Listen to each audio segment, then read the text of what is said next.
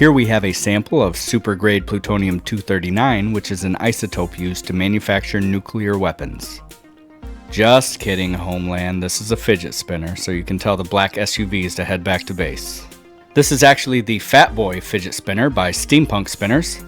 Before I get started, I just wanted to give a special shout out to the team at Steampunk Spinners. They were the first company to put their faith in me to provide a review, and right from the start I could tell that they were going to be great people to work with.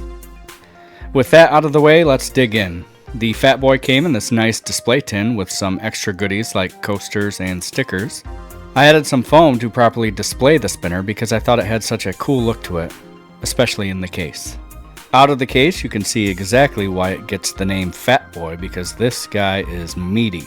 At half an inch thick and nearly 3 ounces, it has a feel that is really satisfying.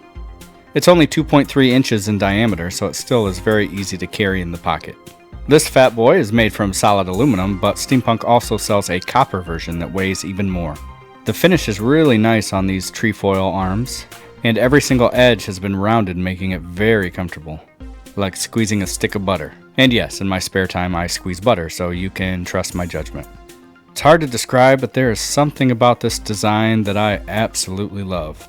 Another awesome feature are these brass buttons that not only create a nice two-tone look, but they are so large that they give you some awesome space for a finger grab. You certainly won't need to worry about pinching it just the right way to avoid dragging your finger against it.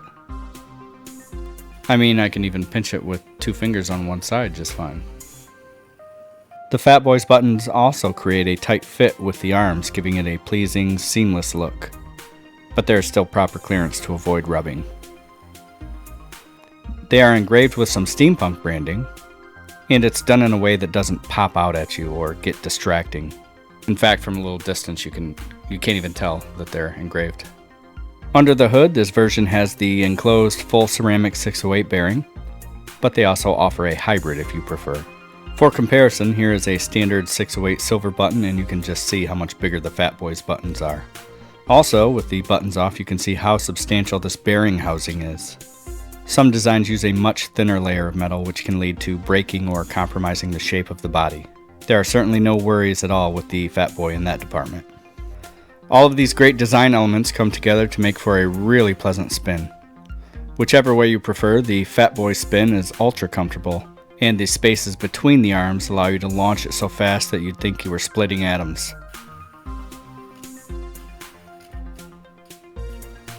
You can expect around 2 to 3 minutes on a table spin, and yes, it does have the proper clearance. That's assuming you can actually be patient enough to let the spin go, because the Fat Boy's fun fidgetability just begs to be played with. There's something magical about the Fat Boy's design that really impresses me.